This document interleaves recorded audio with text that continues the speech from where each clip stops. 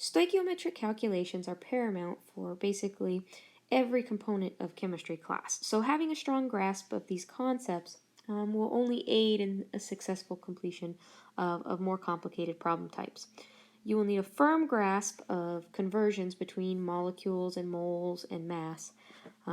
These steps are assumed and those skills are assumed when you're doing stoichiometric problems. Now, I've also written out several steps or several means for you to gather all the information you need to be able to do stoichiometric problems. So the first thing you definitely need in a stoichiometric problem is a balanced equation.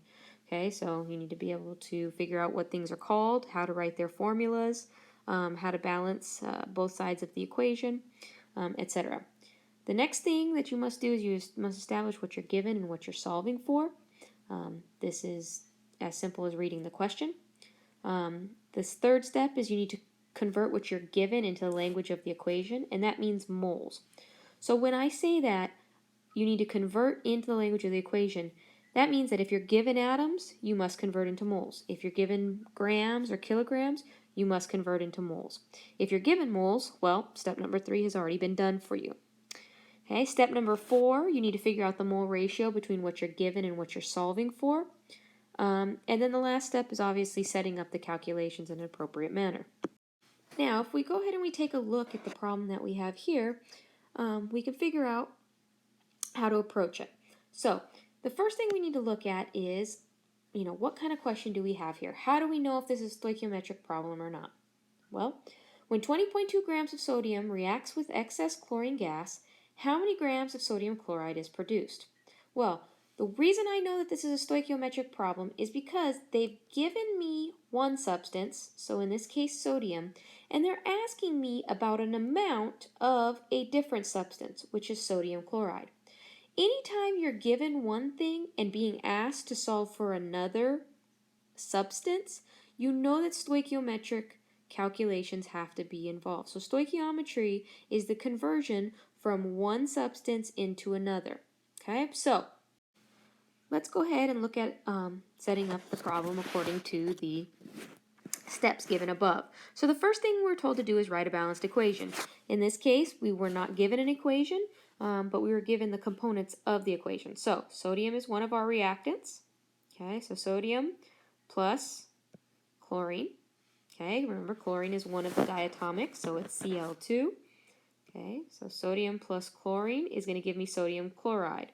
Okay, Na is positively charged, so positive 1 charge. Chlorine has a negative 1 charge. When we cross down those ions, we end up with NaCl.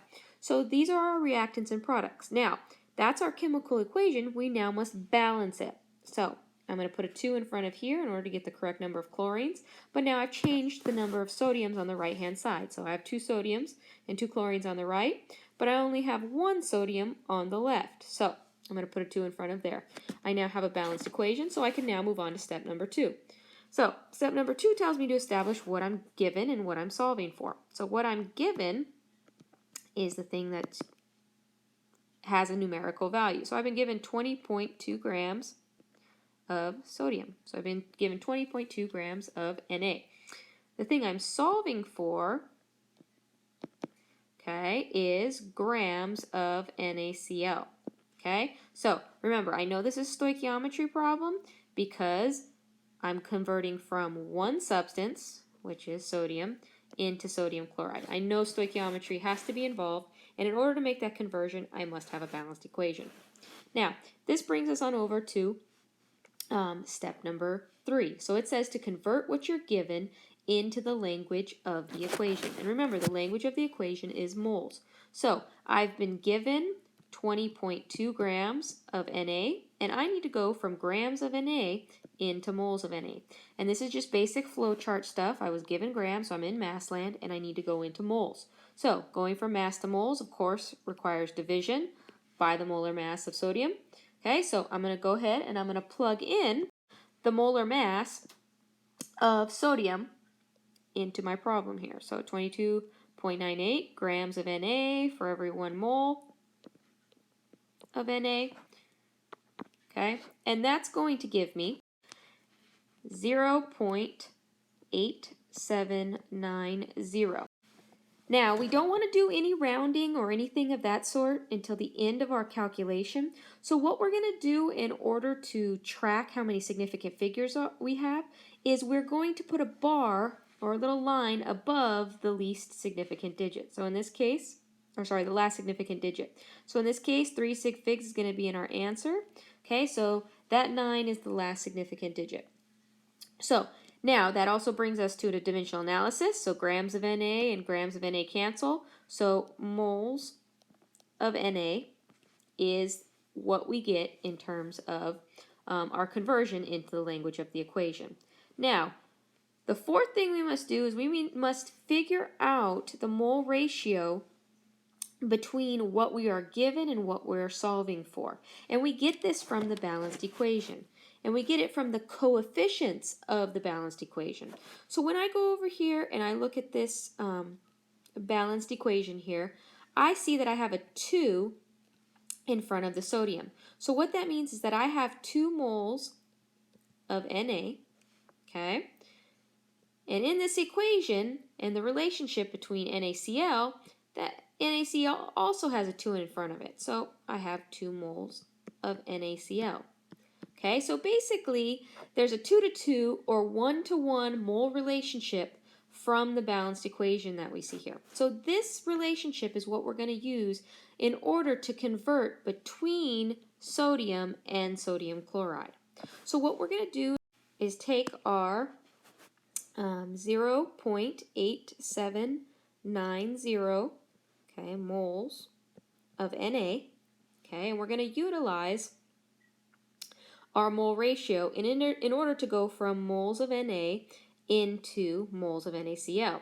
So in this case, we're going to put what we want up on top, which is going to be moles of NaCl, and put what we already have, which is moles of Na, down at the bottom. It's always what you want over what you have. Okay, now that's going to allow us to now convert into sodium chloride. So in this case, when you do the math, you multiply the 0.8790 times 2 and then divide by 2. And this is going to give you 0.8790 again. Now, in this case, if we do a dimensional analysis, we'll notice that moles of Na and moles of Na, they cancel, and moles of NaCl is now what we have as our product. Okay, so notice I've gone from moles of Na into moles of NaCl. Now, we always need to check. Is this our final answer? Well, in this situation, they've asked us to calculate how many grams of sodium chloride we have. So what we're going to do now is one last step.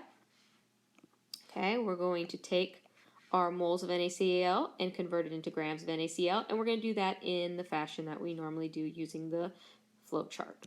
So we're going to be leaving the mole kingdom, so we're going to be doing some multiplication. So 58.43 grams of NaCl for every 1 mole of NaCl. Okay, now we multiply that 58.43 times our 0.8790. Okay, and that's going to give us 51.359. Okay, if we look at our significant figures, notice that we have 3 sig figs in our given. So 1, 2, 3. This is going to be where we're doing our rounding.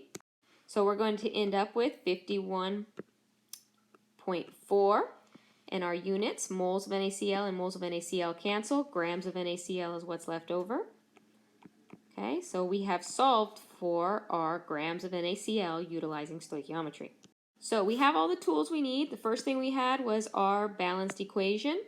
Okay, we then figured out what we were given and what we were solving for. We then converted what we were given into the language of the equation, which is moles. So we did that calculation right here. Okay, we then figured out our mole ratio between what you're given and what you're solving for. You can see those here. We get that from the coefficients in our balanced equation. Okay, and then what we do is we subsequently convert from the moles of what we were given into the moles of what we want to solve for. And because the question specifically asked for grams of what we're trying to solve for, we did an additional calculation down here to convert into our grams of NaCl. So the approach for all these types of problems are the same. Okay, it doesn't matter if you're starting in mass land or if you're starting in atom land. The approach is exactly the same. You need to get into moles, you need to get your given into moles, and then use the mole ratio in order to get into moles of the substance you're trying to solve for. And then you either go into mass land or atom land, or you may stay in moles depending on what they ask you to do.